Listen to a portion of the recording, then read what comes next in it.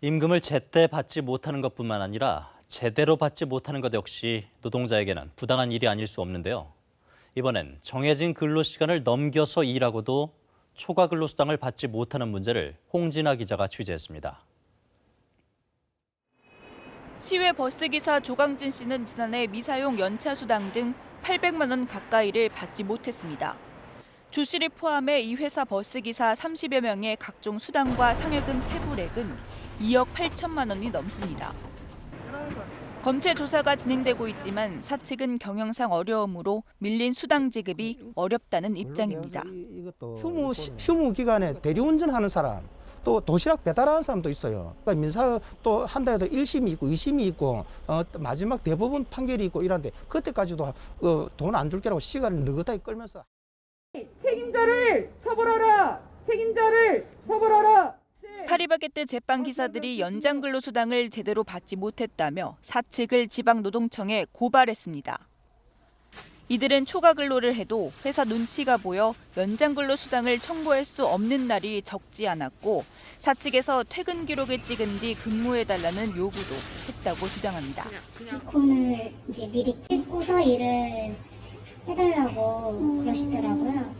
눈치를 봐야 되니까 기사들이 이제 참고 이제 손해를 보고 넘어간 상황. 회사 측은 제빵 기사가 1분이라도 수당 신청을 하면 다 지급하는 원칙을 지키고 있다며 수당 지급에 문제가 있었는지 자체 조사 중이라고 밝혔습니다.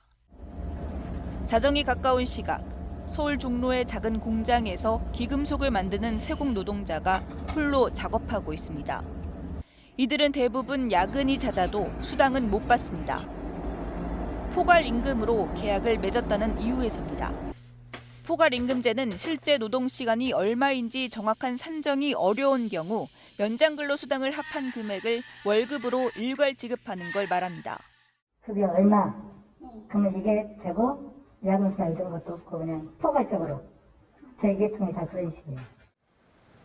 이런 포괄 임금제가 정당한 대가 없는 장시간 노동을 하게 만드는 원인이 된다는 지적은 어제 오늘의 일이 아닙니다. 시간 노동이 상당히 만연화되어 있다고 하는 부분이 가장 큰 문제가 아닐까 싶습니다. 업무에 대한 기본적으로 근로시간 관리를 해오지 않았기 때문에 특히나 연장 근로수당을 청구했을 때 증명을 할 수도 없고.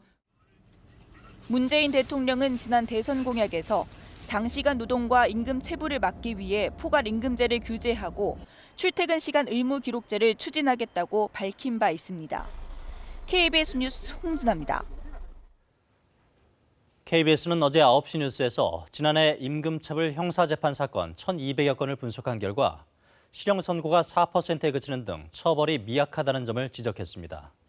이와 관련해 고용노동부가 오늘 임금을 상습적으로 체불하는 사업주에 대해 법정형을 높이는 등 제재를 강화하는 방안을 적극 강구하겠다고 밝혔습니다.